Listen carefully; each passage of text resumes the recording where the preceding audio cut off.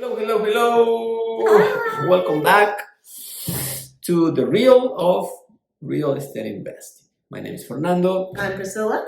and we are back. So today's topic is... What are we talking about today? We are talking about the different types of lenders out there. We Mula, have dinero, money. money. We have private lenders, you have hard money lenders, and you have your traditional conventional lenders. So what's the difference? What are the differences? Let's talk about the differences. So private lenders and hard money lenders, something very similar about them is they can move fast, right? So you need to close a deal tomorrow. Well, probably not tomorrow. Even though I think 30 days or less. I think we've done it pretty quick. Yes. So they can move really, really fast, right? Conventional lenders, they're a little slower. There's a lot, because there's a lot of paperwork involved. They need an appraisal. They need a survey. They need to know your income and your credit card, portfolio. They want to see your portfolio and all of that. And by the time all of that passes, a good 45 to 60 days can go by, right? So and you can lose the deal. That's what I was going to say. So what's going to happen with that hot wholesale deal that just came into your inbox? It's gone by the time you're approved from a conventional lender, right? But private lenders, hard money lenders, they can move pretty fast. Yeah. So there's advantages and disadvantages of using any type of lenders, right? Yes. So tell me good things about a private lender. Good things about a private lender. Can you define what a private lender is? So a private lender is usually a person who has some money sitting in a bank, CD, whatever type of investment that's making very, very, very small return. And they, 90% of the time, at least the ones we know, are not interested in real estate. Or they're older and they're not active. Yeah. They want passive income. But right? So they're not interested in doing what we're doing. They're like, I don't want to do flips. I don't want to deal with tenants. I just want my money to make me some cash flow. Mm-hmm. So they will fund the deal for you. So those are private lenders. A lot of times they're right in your phone. So if you're looking for a private lender, a lot of times just tell the people that you know, your inner circle, or the people that you move around, hey, I do real estate and I can make you a return 5-6% of your money. They share your same blood.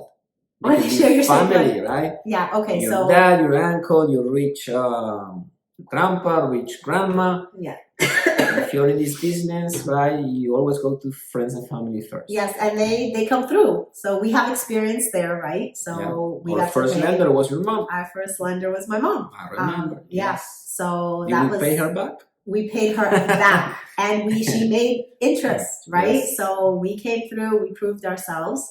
Our second lender was a hard money lender I found on Craigslist. What is a hard money lender? Okay, hard money lender. Now they are invested in real estate, right? They know the market, they know the numbers, and they hit you hard. Like it's like the Shark Tank, the TV show, but for real estate. For real estate. So they're going to charge you somewhere between, right now, I would say 10 to 15. Yeah. I was going to say 11, but 10 to 15%. And they're going to charge you points on top of that. So you're looking at anywhere between 2 and possibly 4 points on top of that. How long will they lend you money for? They will lend you money for probably 6 to 12 months. Yes. Why? Because they want to make sure that they get that return on that money. The faster they turn the money, the more money they make. Right. And a lot of times there is a minimum. So even if you took the loan for 6 months and you only needed it for 2 months, a lot of times they're going to say, I want 3 months worth of interest. Yeah. And they might charge you the interest up front, which has happened to us before. So that's a hard money lender. They sound bad. Okay. Give me an advantage. Everything that I'm telling you is sounding like, oh my gosh, why would I use a hard money lender? I'm going to tell you why you would use a hard money lender, right? You have an amazing deal on your hands. And you don't have that private lender in your phone, or you haven't established that relationship with that private lender. and you don't have time to get approved for a conventional lender. So you take that hard money lender, and whatever interest you're going to pay them for 3 months, whatever points you're paying them, that's the cost of doing business, right? You just roll that into your numbers. And if the deal still makes sense, then hey, grab the property, do your flip, right? Hard money lenders, we usually use them for flips. You can also use them for the BRRRR method, which transactional funding. Right, okay, we'll get that. Yeah. So the BRRRR method would be you buy, you rehab, you rent, and then you refinance. So you have your hard money lender. Sometimes they're called bridge lenders, right? Yeah. So you're going from the hard money lender over to your conventional lender. And that gives you those 45 to 60 days to go down to the market rate. To make the property pass the inspections that the conventional lender will require. Right. So now you were able to refinance from that 11 to 15%, and now you're down at market rate of, I don't know what it is today, but you're at 5 or 8%, whatever it is. So that helps your cash flow a lot, right? You mentioned transactional funding. So transactional funding, if you are, for example, a wholesaler, and you say, I have to close on this property, I have to bring the money, you get a hard money lender. They usually lend you for a day or two, and they'll charge you, a lot of times it's a flat fee based on or the 1, 2, 3%. Right. Yeah. And so you get to close that deal. Again, their fee is the cost of doing business. So you close on the property like professional wholesalers do. You close on the property, and then you're going to go and sell it to your end buyer. So that's a clean transaction right there. You're actually an owner for 1 or 2 days until your buyer picked up the property from you. So that's transactional lenders, I would say, fall under hard money. Unless you have, again, mom, dad, uncle, aunt, friend that's willing to do that. Or you can also use a private lender, a true private lender. So a lot of institutions out there, they're not conventional banks, but they're in the money lending business. They call themselves private lenders, but they're not. To us, they fall under the same category of hard money. Yeah. Because you have to fill out an application, they check your credit. They charge you points, their interests are usually higher than market. And they do require you to bring some money to the table, right? Yes. So whatever, either 10% of your contract, not of the ARV, for example, right? So okay, so let's go back. How we've come through our whole portfolio with these lenders, right? So like you mentioned, my mom was our first lender, perfect. Our second lender, we had a house that was rented free and clear. And so I was digging on Craigslist. I found him. He was local. I mean, he lived probably 35, 45 minutes away from us, but he was lending at that time. This is when the market had completely crashed. Yeah. And so because the property was free and clear and it was cash flowing, he lent us on the property. So we were able to, 2 years, right? It was 2 years. We were able to pull that money out, and with that money, we were able to continue growing our portfolio. That's the importance of lenders, at least for us, right? A lot of people, they like to have their properties free and clear. We like that too, don't get me wrong. But by having these lenders, they allow you to accelerate the process and to grow your portfolio faster. So then our third hard money lender, or our third lender, our second hard money lender, you found on Craigslist, right? On Craigslist also. Yep. So one thing that I wanted to mention is that they are expensive, right? Because they charge higher interest rates, but it's a lot better than partnering with somebody that brings the money and they do nothing else. If they bring the money, let's go 50-50, you're doing all the work, right? So you're giving 50% of the profit to somebody that just put the money. So that's a lot more expensive than dealing with a hard money lender that's going to charge you 2, 3, 4 points and 12 to 15% interest, right? Per year, not on the profit. So, but anyways, we found the third lender, which is a hard money lender, and he was a key piece in our investing career because he helped us do a lot of deals. And then as the relationship grew and we fulfill our obligations, then he became more flexible. What I mean by more flexible is that instead of requiring us to put money up front, he will say, I'm going to fund 100% of the deal. You know what? I'm going to fund 100% of the deal, but plus the repair money. So he got to charge more interest on the money because it was more money, but also we didn't have to bring any money to the table. But that was after we proved ourselves, right? Yes. We created a track record with him. I think we probably did like 11 deals with him in 1 year. In like 1 year, right? So we were going full speed, and he saw that we were doing what we said we were going to do, and he said, okay, so we can keep this going. Yeah. And he did tell us, I remember one time he said, you guys aren't going to need me one day, and then we can be friends. Yep. And we actually are. And that day came, and we paid him all off. We didn't need him anymore, and now we're friends. Yep. So that's always a fun story. Yeah, it's all about, this business is about relationships, right? So you're just a number for who? For the bank. For the bank. So that is the difference in conventional lending. Yes. In conventional lending, there's really no relationship there. You're just an application with the processing, and it might go through 3 or 4 different people. Whereas the private lender is probably the one that you're going to establish the most relationship with, yes. Right? And then the hard money lender, okay, we're friends. Even my first hard money lender, he would send us Christmas cards, right? So you have a little bit of relationship there, like you're on a first name basis, you have each other's phone numbers, you text each other. Conventional lending, no, you're just an application that they're processing. Can you text the bank? No. Yeah, exactly.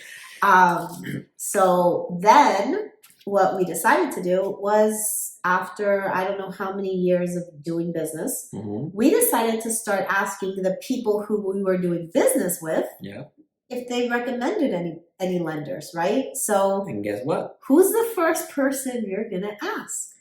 Your title agent, yes, right? So you have these title companies that you're doing business with, and hopefully you're doing business with more than one title company. That's just a side note.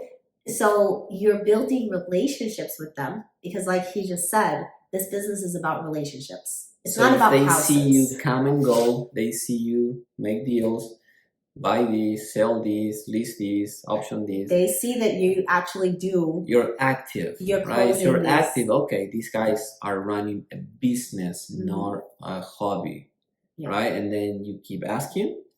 And the title companies, they are the source because they close deals every day. They know who's the lender, who's the borrower. They know who are the flippers, who are the lenders, who's selling at this. They have all the relationships.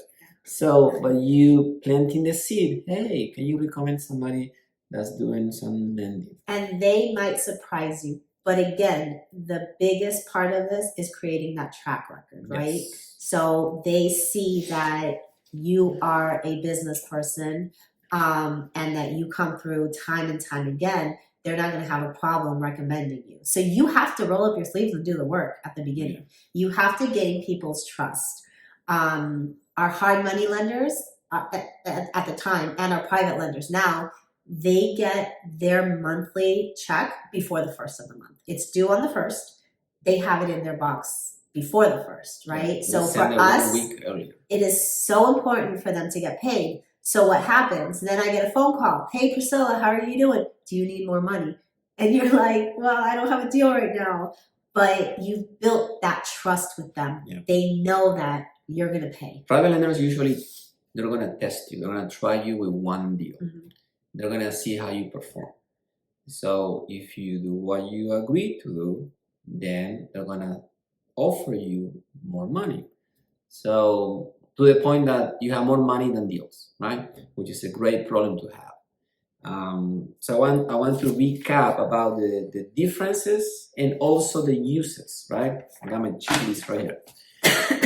So private money is fast, it's usually cheaper, and it's more personal, Mhm. right? You can use private money for flips, you can hold properties, and you can do transactional funding also. Now, we like to use private money for wealth creation. What's wealth creation? Is the properties that you're gonna hold in your portfolio for a long time. And with time, you're gonna accumulate equity. With time, you're gonna squeeze more money out of that house. And you can have rentals, you can have lease options in it. It's for long term, right? And depending on the relationship that you have with your private lender, it will require zero to little money down, Mhm. right? To the point that we get paid to It's buy part a of the property. loan, but we It's get a loan, but paid. it's like we buy a property and then we get money at closing. Why? Because we borrow a little bit more than the contract price, so the difference goes in our pocket, right? Uses hard money lender, right? Hard money is also fast. Mhm.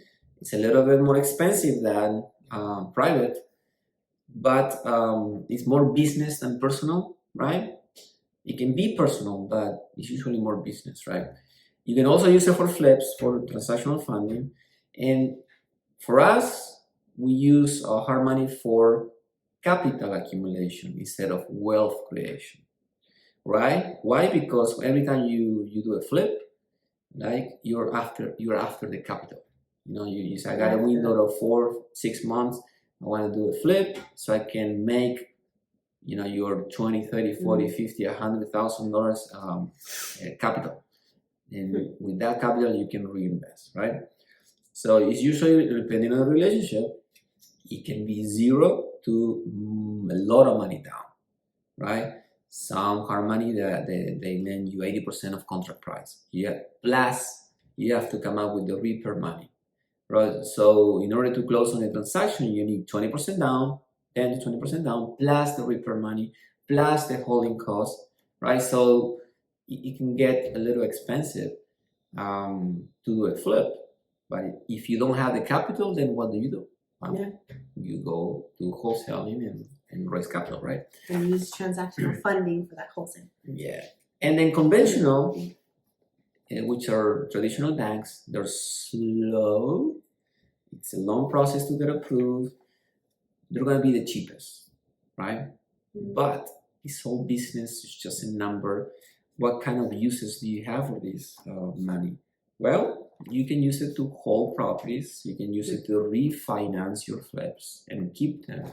You can use it for the birth method, right?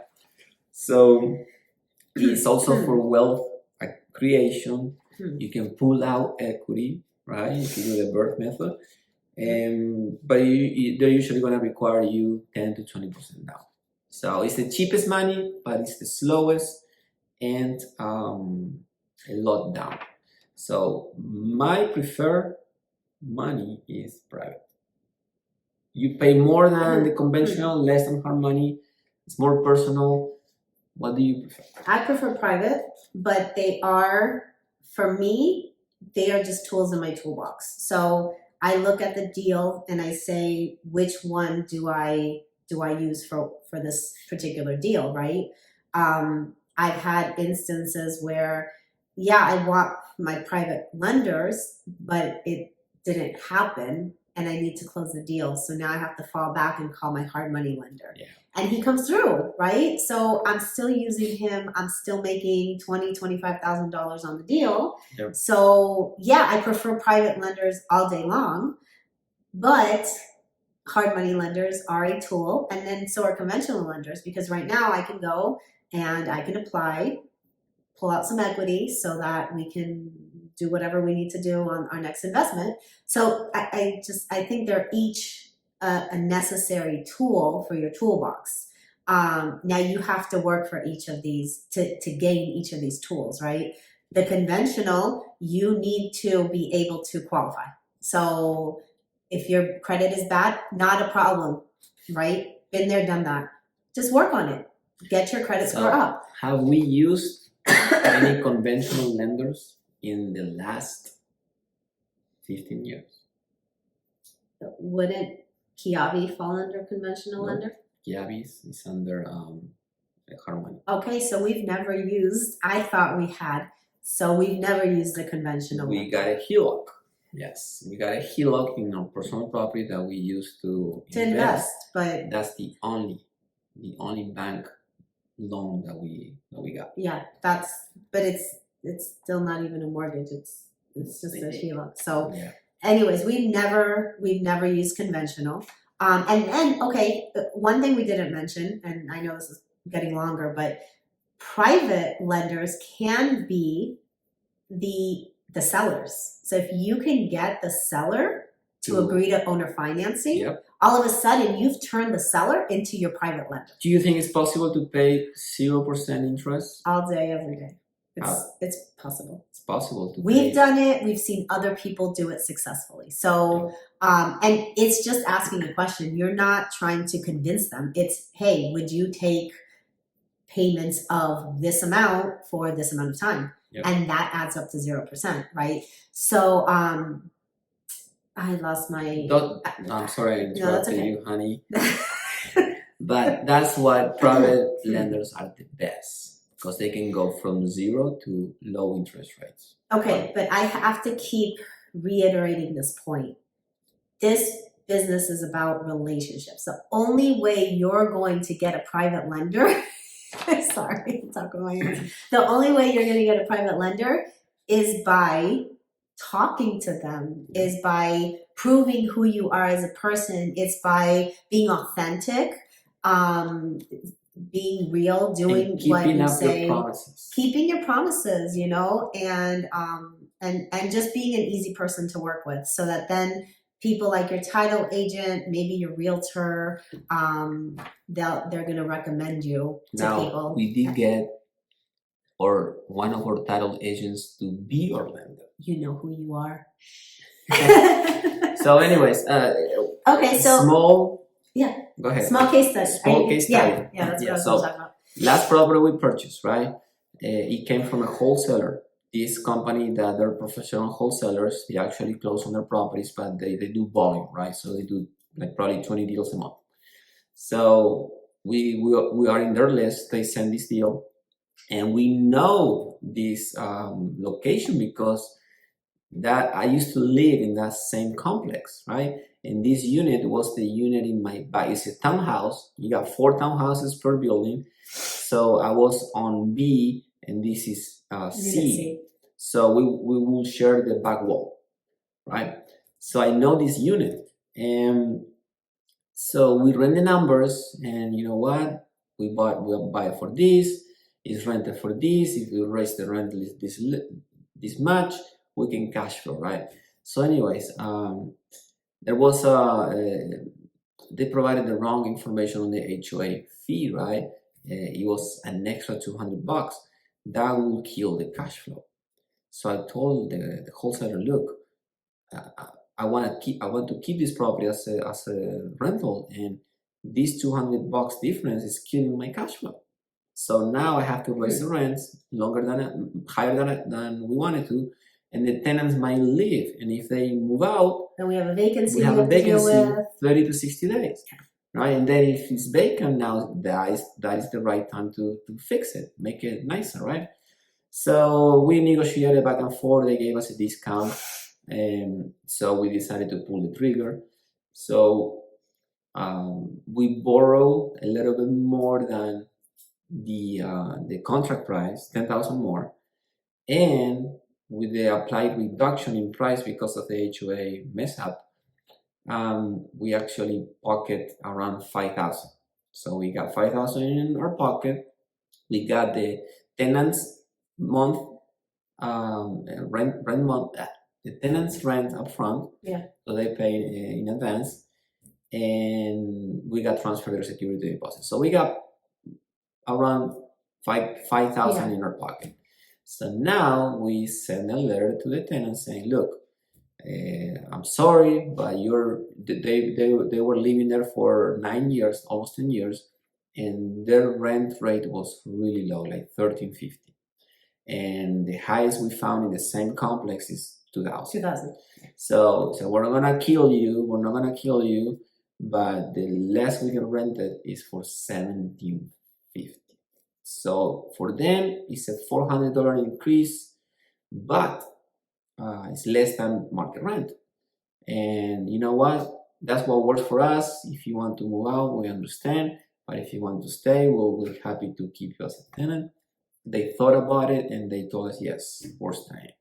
So that will give us a cash flow of around $300 to $400 a month, depending if we add some special insurance on it.